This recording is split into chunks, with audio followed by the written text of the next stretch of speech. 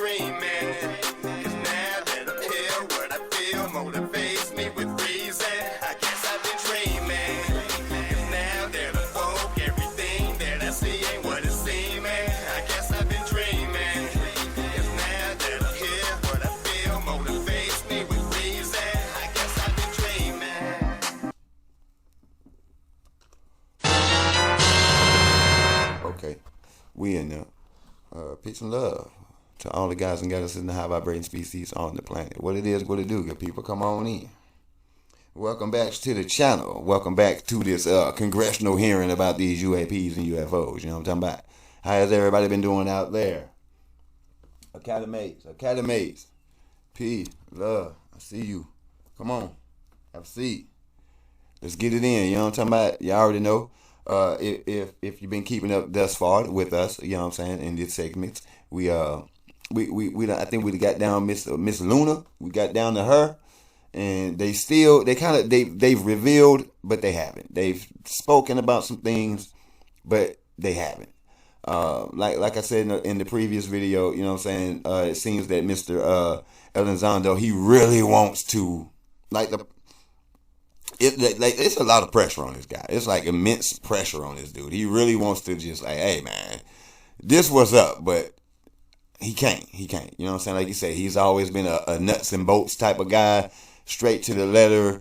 He's the company man. He's not going to violate the rules. You know what I'm saying? He's to the code, protocol. We got protocol and we're going to stick to it. Even if there's lives on the line and we got to do something and we got to break protocol, and we can do this, he's going to stick to the protocol. So y'all might just be iRobot troubled. You know what I'm talking about? If you get my meaning. So this is where we're at with the situation. Is we're getting down to the nitty gritty of it. You know what I mean? I don't know. Hopefully we can get more. If you're cross-referencing anything that you've done in the SCP Foundation or anywhere else when it comes down to this information, if you're cross-referencing, it seems like they're not saying anything, but they're actually saying a lot. More so than you know.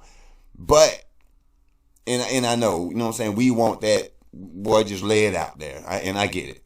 But sometimes we do have to do some cross-referencing just with like keywords. Grab some keywords, grab some key events maybe, you know what I mean? Because we have incident reports in the SCP Foundation that a lot of this neuralizing or switching of the story, a lot of that's getting the cover-ups, if you will. We're hearing a lot of that happening here, right? So it's safe to say that we're on the right track as to what we're dealing with. We just don't know exactly how much of the SCP Foundation is really in these paperworks, because I'm starting to feel like anthrax. You know, I feel you. That is wild how that is just redacted like crazy, right? So I'm like, is that the same case file that's in the SCP? You know, is that the same thing? Because boy, if it wasn't a lot of blotch on this. I'm just saying. But anyways, so we gonna see who's next up the bat for the Congress asking questions. We gonna see if somebody can finesse a way to get some answers out of them. Like of course we all know they all have been trying to just ask questions in a different format, which again we're gonna refer to iRobot. Ask the right question, perhaps you can get the right answer.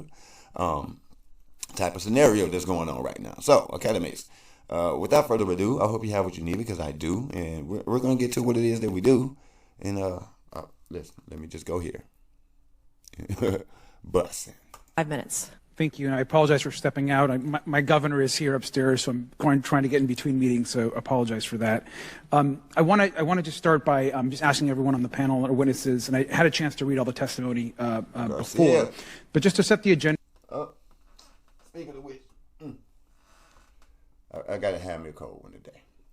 So Cinco de Mayo, it's Cinco de Mayo today. You know what I'm saying? So happy Cinco de Mayo to all my Latinos out there. You know what I'm talking about? Congratulations on your victory, because we was up here.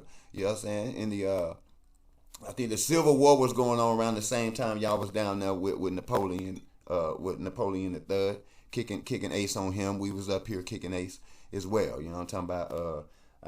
Through genealogy, I found that one of my great granddads was up there handling business back in that day, back in that time. You know what I mean? For the freeing of the slaves, that is, that narrative that they try to push, which is kind of reversed. So there's a lot more going on with the story, but I know that, you know what I'm saying, when it comes down to those wars, all the wars, the American wars, any war that was happening over here in the Americas, I got a granddaddy in it. You know what I'm saying? Like I actually had a family that had a dog in the fight. You know what I mean?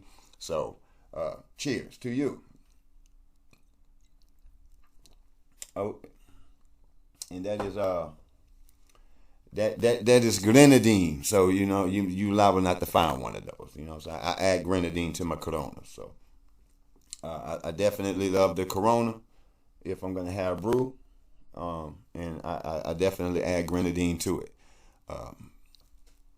You should try one, but drink responsibly for those that do. For those that don't, you good.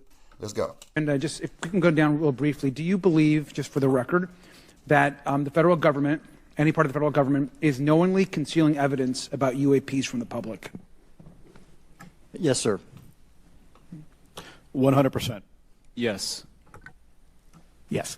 Thank you. I also want to just go down the line. I know many of you have already said this, but I just, for the record again, just briefly, what do you believe UAPs could be or are? Strong evidence that they are non-human, higher intelligence. I echo my colleague's comment, sir. Genuinely do not know. Don't know, but we must find out. Okay, thank you. I appreciate those answers, gentlemen. I think this is obviously another remarkable hearing with just really important information, so I thank all of you for answering the question. And I'm really leaning on that Schillenberger. I'm really leaning on him being a part of being actually number 3 out of 4. You know what I mean? Because like the other guy for NASA, Mr. Gold, he's saying I don't know, but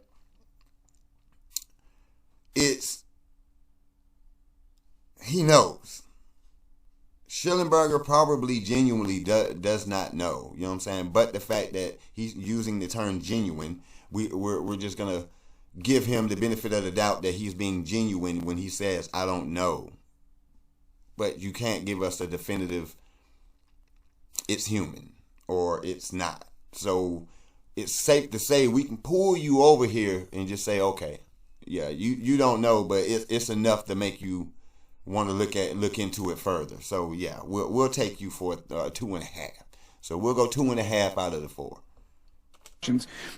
Admiral, I just want to go back to one thing. Now, last year our subcommittee heard from 2 retired Navy pilots, Lieutenant Ryan Graves and Commander David Fravor, regarding UAPs. Actually, I think Ryan is here in the audience and been a great person to get to know and to have conversations with. He, of course, has been involved in the Safe Airspace for Americans Act with Chairman Graves, with Chairwoman Mace for UAP reporting by civilian aviation personnel. Can you discuss briefly why it's important for civilian pilots to be able to report UAPs and why these legal protections are critical for our national security? Yes, Congressman, thank you. And I did invite Ryan Graves as my guest, as I'm on his advisory board for the Americans for Safe Aerospace, and the legislation that you supported and introduced, I fully support as well. And I think it's important that more civilian pilots, commercial pilots, report so we can better understand and learn and do research on UAP, as well as remove the stigma so more citizens report on what they observe. And also, it'll only contribute to aviation safety when we have a better understanding of where these UAP are, how they operate, and at what frequency and what capability level. So it's important for aviation safety, and it'll be important for moving. You notice he said frequency. That's one of the big keys here. Frequency. Remember that. Remember that. Y'all keep that with you. For real. Frequency. Science and research forward. Vibration. Thank you, sir. And I just want to reiterate to my colleagues, I mean, this is a very bipartisan piece of legislation, and we just got to continue to get this through the Congress, and it's incredibly important that civilian pilots have the opportunity to safely report the UAPs that they are seeing or encountering in the air. And I can't express how critical this piece of what I believe is a larger collection of evidence and facts actually happen. We've been approached by pilots. I've talked to folks that have been engaged with our office and others, and there is still enormous stigma. And essentially, we don't have a system where folks are feeling free to be able to report what they're seeing. And so I just want to reiterate that advocacy. Mr. Gold, in your testimony, you discuss NASA's aviation safety reporting system, a confidential, non-punitive reporting mechanism. In the Safe Airspace for Americans Act, we explicitly allow for civilian reporting, of course, of UAPs. Can you explain why the NASA task force recommended the use of the aviation safety reporting system? The aviation safety reporting system is an existing system that is trusted, that has taken hundreds of thousands, now millions of cases. And again, recognizing budgetary constraints, this seemed like the perfect way to be able to gain more data. And when it comes to the stigma, sir, it's something that pilots are used to reporting on, that crew is used to reporting on. So it's a great way to get data, to overcome the stigma without spending really that much more additional money since the system exists. Thank you so much for your support of that. Thank you for what Ryan Graves does. This is a common sense means to expose the truth of UAP for the purpose of this hearing. Thank you. And I just want to also add, now earlier this year, as part of the House Defense Authorization Bill, the NDAA, I had filed an amendment to include the UAP Disclosure Act, which would create a UAP Records Review Board and exercise with exercise of eminent domain over UAP-related material, modeled actually on the JFK Assassination Records Collection Act, which is widely known. Now, the amendment was blocked, but thankfully the Senate included the amendment by Senator Rounds and Schumer for the UAP Disclosure Act. So I just again want to say that we should be pushing and ensuring the UAP Disclosure Act, which is bipartisan in its support, should move forward. And if I can just briefly, particularly Admiral, can you just briefly, as I close my time, explain why the UAP Disclosure Act would be critical for us and our national security? Thank you, Congressman. Yes, I believe the UAP Disclosure Act is important for national security, as well as advancing potential socioeconomic benefits resulting from UAP research, as well as public safety, as we referred to previously regarding aviation.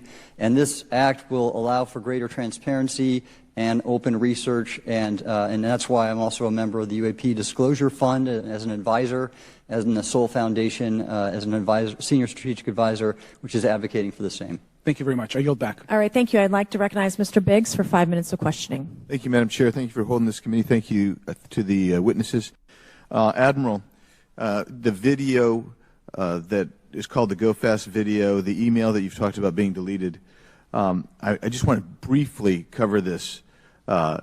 You said that the email, the author was asking whether any of the recipients were aware of the classified technology demonstrations that it could explain the objects that were observed. And then you said the email disappears. Then you guys have a series of meetings. The commander of fleet forces and his operations officer never discussed the incident again. Is that right? Is that accurate? That's accurate, sir. And even during weekly meetings, it was never discussed again. My question for you is, you were in those meetings. Did you personally hear that nothing was going on about that? Yes, sir. I was in those meetings, and did you make inquiries about that? No, I did not, sir, because I inferred, since I had been read into other special access programs, that this UAP video was part of one that I was not read into, or any of the recipients, or the author of the email, and that an intelligence agency basically pulled it back and instructed the author of the email, hey, this is, you just conducted what they call spillage into a lower classification level, and when that's done, the procedures are basically to remove any of the communication. You're going to silo it. So, and you, Mr. Elizondo, you said in your report and your testimony today, a government work on the UAP subject still remains classified. Excessive secrecies led to grave misdeeds against loyal civil servants, military personnel, and the public, all to hide the fact that we are not alone in the cosmos. Fair? Yes, sir. All right, and all of you, and Mr. Schellenberger, by the way, I've read several of your books, Mr. Schellenberger, excellent stuff. Thank you. What I would say, too, is you were asked about the veracity of the author of this report. You comfortable with the veracity? Yes. Okay. And then, and I'll get to you in a second, Mr. Gold. We'll talk about Kunian and Lakatoshan scientific advancement, and how we're obviating that through these processes. But we'll get to that in a sec, because what I want to really get to is the ultimate question. It really becomes this: for what purpose is the federal government overclassifying, because that's what they're doing, they're overclassifying, and forbidding the public for getting access to this? And if you know, if you have an explanation, I'm curious, because I know what I've been told. I just want to know from your perspective, why do they overclassify? Mr. Elizondo, you look like you're finger on the button, ready to go. Yes, sir. Forgive me. I think there's several reasons. I think at the time when this reality became evident to the U.S. government, he is the target. I promise you, they own him. We were in the middle of the Cold War with then Soviet Union, and we did not want to tip our hands to what our knowledge base was on this topic. We did not want to broadcast that to the Cold War is long over. It is, sir. It is, sir. There's also then the philosophical argument that the Department of Defense and the intelligence community is solution-oriented. And when you don't have answers, it's a really tough spot to be in. It's easier to be quiet and suppressed than if you don't have the answer. Indeed, sir. In fact, there's a very real example when we built the U-2 spy plane and flew it over then Russia, and we're taking reconnaissance. And when we first started flying the aircraft, it flew so high and so fast we thought they weren't tracking us. In reality, they were tracking every flight. It wasn't until the Russians could develop the SA-2 surface-to-air missile and successfully shoot them down. I would suggest to you also, along with Lakatos and Kuhn, you also have a problem with Kenneth Arrow's path dependence or increasing returns. That's one reason why they won't disclose it. It's too painful to admit. But I just want to read a couple things from Mr. Schellenberger's what he gave to us today, because I think this is interesting stuff, and I just want to convey this to you. On USG networks, there exists infrared footage of and imagery of a grouping of vessels engaged in SIGINT and massive collection at night in a specific area of the Pacific Ocean. This footage, which was in close proximity to the vessels, a large equilateral triangle UAP suddenly appears directly over the ships. These three bright points are seen at each bottom corner of the UAP, which is observed to slowly rotate on its horizontal axis. And he goes on to describe that. And I just want to read one more, and I'm doing this because I think it's interesting. This stuff is interesting as anything. So let's get this one here, right here. While performing a routine airspace surveillance and control mission in the Eastern Air Defense Sector, an F-22 fighter observed multiple UAP contacts at mission altitude. Moving to intercept, the F-22 pilot noted multiple metallic orbs slightly smaller than a sedan hovering in place.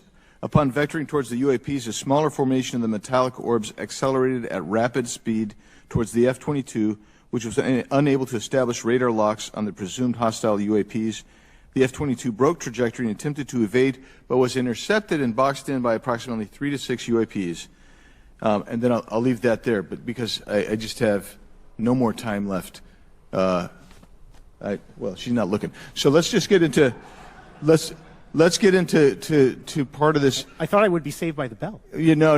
Let's talk about Kuhnian, Lakatoshian type of scientific development, and the problem that we have here is you have institutional blockage of what would be normal development of scientific ideas.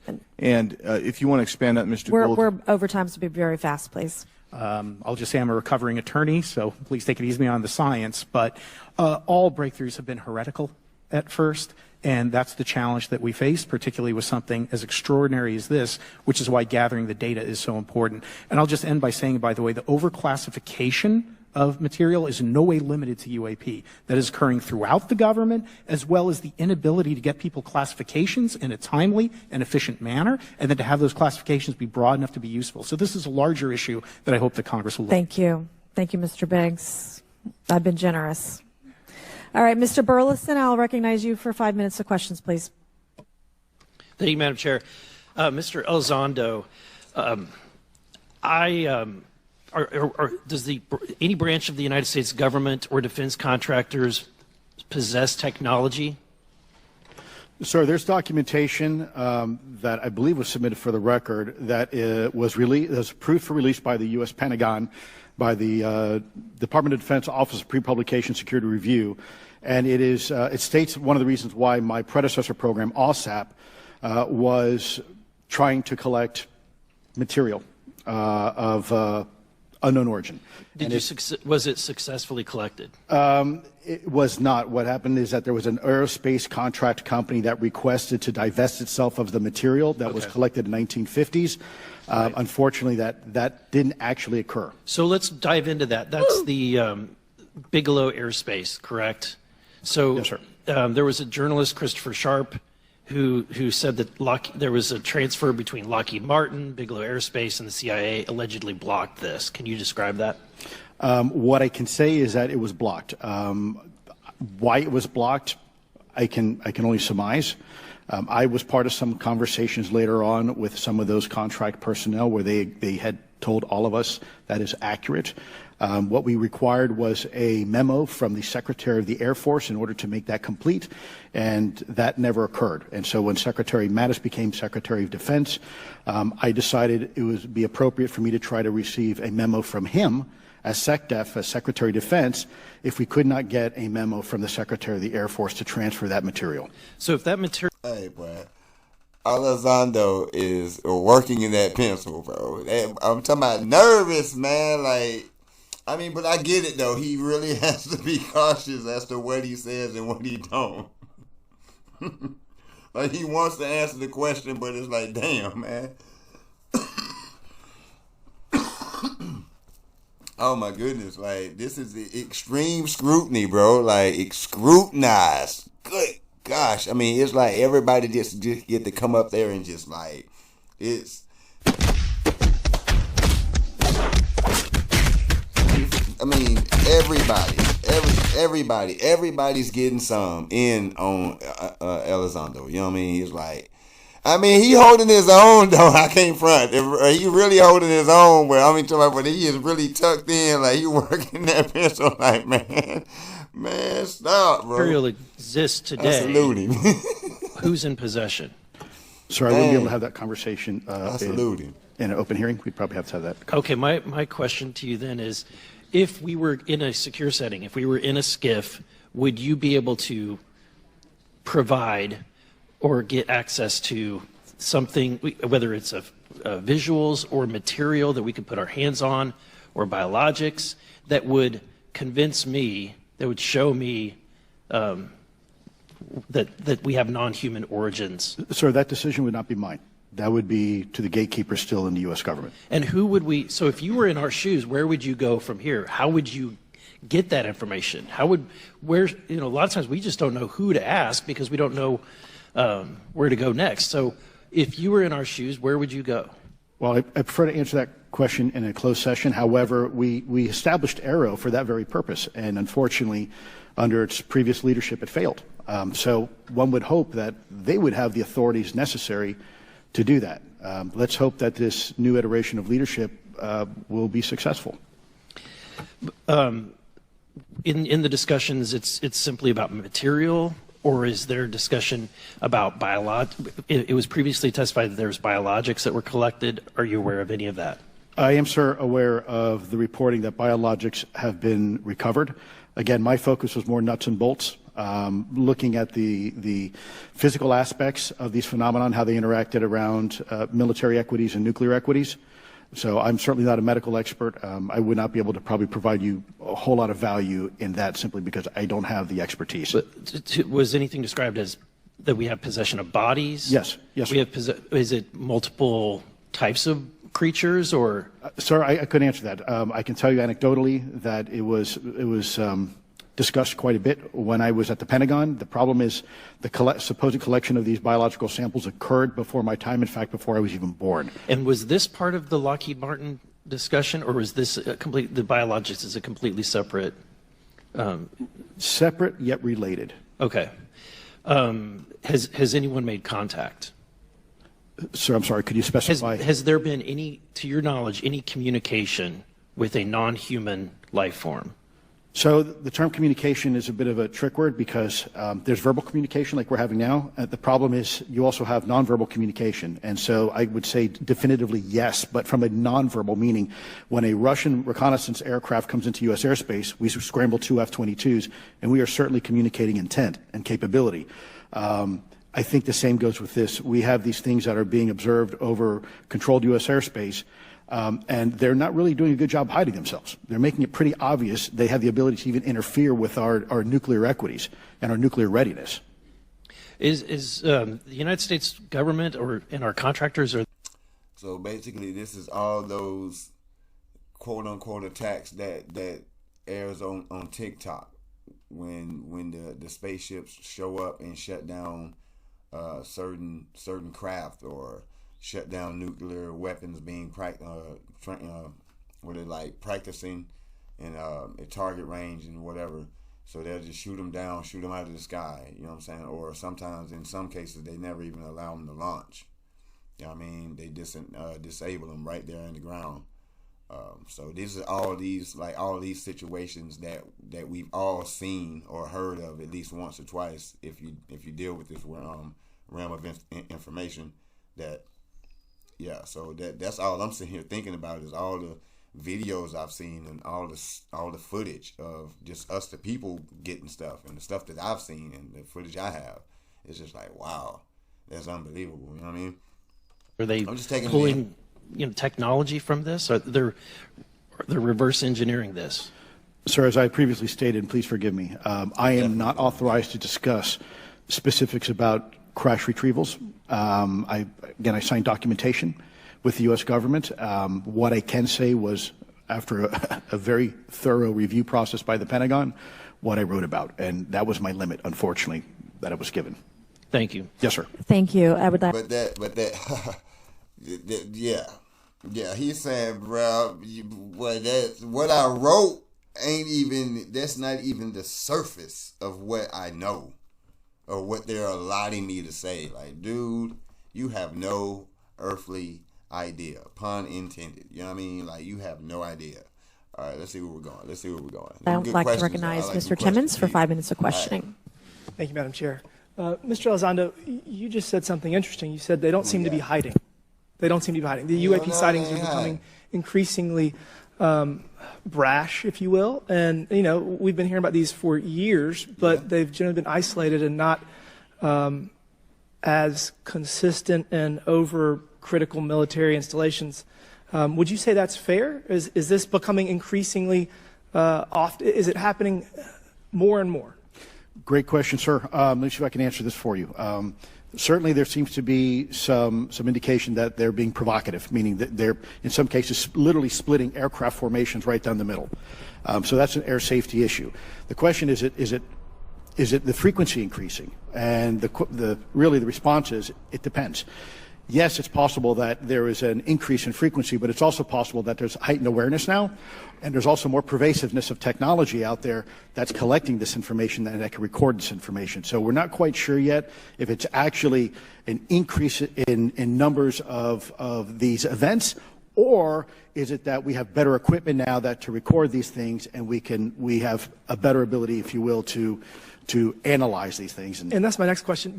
It seems that a lot of these sightings occur near military installations. Do you think that these UAPs are intentionally targeting military installations, or do you think that we have increased abilities to monitor surrounding the military installations?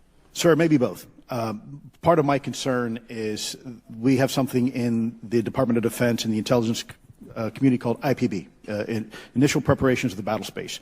And we use equities like ISR, intelligence, surveillance, and reconnaissance, and other type of equities and technologies to prep the battle space. And certainly, if I was wearing my national security hat, even if there was a 2% chance that there was some sort of hostile intent here, that's 2% higher than we really can accept. And so we must figure out, there's a calculus, capabilities versus intent, in order to identify if something is a national security threat. We've seen some of the capabilities, yet we have no idea in the intent. And so this is why this discussion is somewhat, I think, problematic from a governmental perspective, because we have no idea. Y'all don't know when somebody telling you to concede. yield. You don't want smoke. You don't want a problem.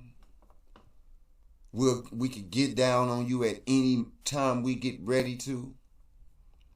The stuff that y'all doing, you better cut it out. You needs to cut it out because it's not right. We can turn on the light right now and light this bitch up.